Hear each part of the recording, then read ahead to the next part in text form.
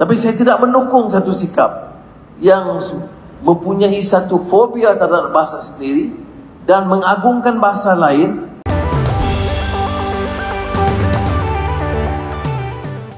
Assalamualaikum warahmatullahi wabarakatuh. Salam jumpa lagi dengan kami di channel ini. Ya, dua pemimpin negara bertetangga yaitu Perdana Menteri Malaysia Anwar Ibrahim dan Presiden Indonesia Prabowo Subianto, pada kesempatan yang berbeda keduanya pernah menyinggung tentang bahasa kenegaraan masing-masing. Perdana Menteri Malaysia menyinggung tentang bahasa Melayu yang dianggap remeh oleh elit-elit di negaranya, serta belum mampu dimartabatkan oleh sebagian warga negaranya. Sedangkan Presiden Indonesia Prabowo Subianto, dalam pidatonya menegaskan tentang bahasa Indonesia sebagai bahasa persatuan dan demokrasi.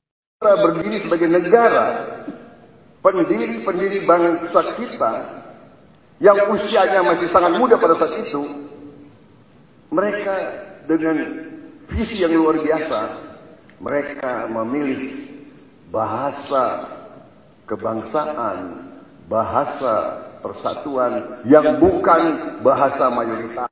Kasus di negara lain hampir tidak ada. Founding fathers kita 1928 memilih bahasa minoritas, bahasa dari Riau, suku Melayu, sebagai bahasa kebangsaan, bukan bahasa mayoritas. Kalau demokrasi berarti mayoritas. The rule of the majority, itu arti demokrasi ala barat. Tapi ala kita, budaya kita mengerti. Kita terdiri dari begitu banyak suku, begitu banyak ras, kita harus mempersatukan. Satu, brilliance of our founding fathers. Ini sekarang yang memperkuat kita. This big nation, fourth largest in the world, third largest democracy. Bahasa kebangsaan bukan bahasa mayoritas. Dan sudah diterima sebagai official language, sebagai unofficial language. Sebahagian elit itu ada masalah, umpamanya ada seruan-seruan sekarang ya, dari kelompok yang agak terlalu gairah dan obsesi terhadap penguasa bahasa Inggris itu keterlaluan. Tidak ada sesiapa, dan saya tidak mewakili pendapat yang mau mengurangkan ya, penekanan atau meremehkan kepentingan bahasa Inggris. Tapi saya tidak mendukung satu sikap yang mempunyai satu fobia terhadap bahasa sendiri dan mengagungkan bahasa lain, seolah-olah hidup kita dan kejayaan kita dan kepintaran kita hanya dengan penguasaan bahasa Inggris. Saya ingin ingatkan elit yang terlalu taksub dengan bahasa Inggris ini, bahwa mereka itu hidupnya di Malaysia.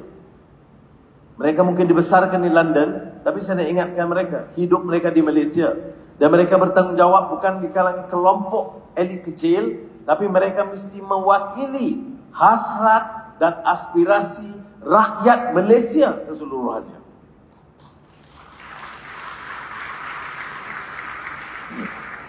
Apakah tidak mungkin kita, seluruh rakyat Malaysia, dari pelbagai kaum, pelbagai semua negeri, ambil satu pendirian?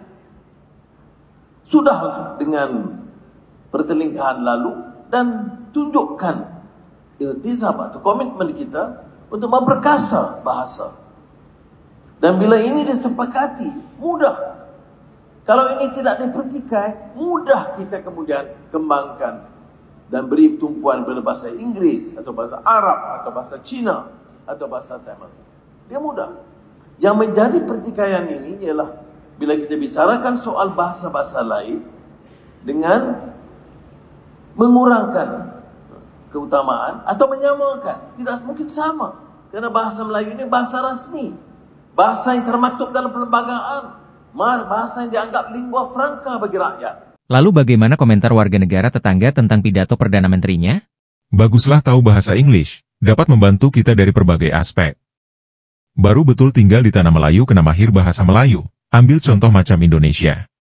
Fasih dalam bahasa apa tak penting, tetapi kena kerja integriti. Boleh kita rujuk parlimen-parlimen negara kuat dan maju bukan pandai nak sembang pun. Contohi Indonesia, semua bangsa boleh menguasai bahasa ibunda mereka dengan baik sekali.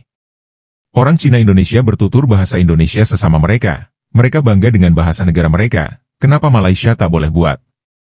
Bisa lihat contoh di Indonesia yang mana presidennya tetap guna bahasa Indonesia walau di mana. Yang ini saya tak setuju. Dalam pelajaran kenapa wajib lulus bahasa Inggris? Bahasa Inggris sangat penting. Ada syarikat-syarikat GST Malaysia guna bahasa Inggris kadang-kadang sampai dilihat macam syarikat negara luar. Pemex tak tahu. Kalau di SWK interview tak ada pakai bahasa Malaysia. Bahasa Inggris juga yang diguna. Bukannya takjub tapi kami memang dari dulu lagi guna bahasa Inggris sebab tuh SWK power dalam bahasa Inggris. Orang lain takkan mengiktiraf bahasa selagi kita sendiri tidak memartabatkannya. Tapi kami wilayah nak bahasa Inggris dijadikan bahasa yang harus dikuasai sepenuhnya. Patutnya disabah, bahasa English diutamakan. Belajar bahasa Inggris untuk perkasakan ilmu dan jadikan anak bangsa bijak pandai. Saya tidak setuju. English penting. Zaman Atok Saka, aku kena belajar sains dan matematik dalam bahasa Inggris. Yang ini saya tak setuju dengan PMX. Lebih banyak bahasa lagi hebat orang tuh. Bahasa Inggris dan Mandarin sangat penting. Stop berpikir lokal ayo go global.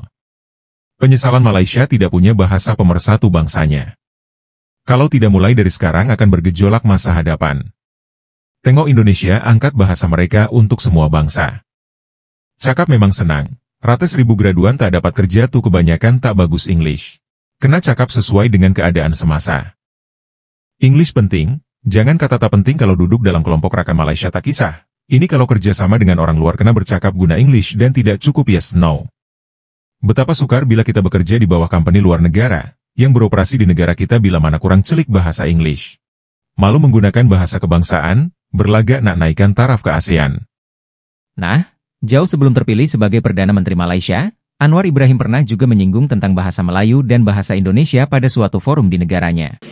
Dalam majalah Dewan Bahasa, di terbitan Dewan Bahasa dan Pustaka, sarjana muda Syed Hussein Alatas menulis, menyesalkan kerana mutu penggunaan bahasa Melayu di tanah Melayu pada tahun 1999 nampaknya belum mampu diangkat ketimbang berbanding dengan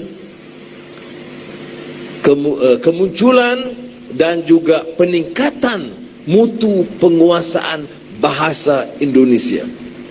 Kita nak pastikan penggunaan bukan saja propaganda bahasa atau tulisan, mutu penguasaan bahasa dalam kerajaan negeri umpamanya kita tingkatkan. Ya, tidak hanya Perdana Menterinya yang berbicara tentang bahasa kenegaraannya, namun beberapa pemerhati dari negara tetangga ini juga kerap membandingkan urusan kebahasaan antara di Indonesia dan di Malaysia. Malang sekalilah kita masih mendapati ramai warga negara yang tidak boleh berbahasa negara dengan baik. Jadi ini sesuatu yang tidak berlaku di tempat-tempat lain, iaitu warga negara tidak mengetahui bahasa negara. Jadi di Malaysia, malang sekalilah, bahasa Melayu adalah satu-satunya bahasa negara yang tidak diketahui sepenuhnya oleh warga negaranya sendiri. Jadi saya kira cukup malang lah. Kenapa kita tak boleh jadi macam Indonesia yang semua orang berbahasa Indonesia kan? Kenapa kita tak boleh jadi macam tu, Prof? Kita tak boleh jadi macam tu sebab kita membina negara kita pada tahun 57 tu apabila kita merdeka dan juga semasa kita membentuk Malaysia tu, kita mengangkat dasar integrasi, sedangkan Indonesia dan lain-lain di Asia Tenggara ni kecuali kita saja semuanya mengangkat asimilasi. Jadi dasarnya tak sama. Oke, disitulah yang menunjukkan perbedaan antara Indonesia dan Malaysia dalam urusan bahasa kenegaraan. Di negara tetangga memang ada bahasa kenegaraan yaitu bahasa Melayu, namun belum mampu menyatukan rakyatnya yang berbeda etnis. Sedangkan di Indonesia, bahasa Indonesia bukan sekedar bahasa kenegaraan, tetapi ia adalah bahasa perjuangan dan bahasa persatuan, yang merekatkan ratusan bahasa daerah dan etnis yang ada di Indonesia. Oke, terima kasih sudah menonton video ini hingga usai.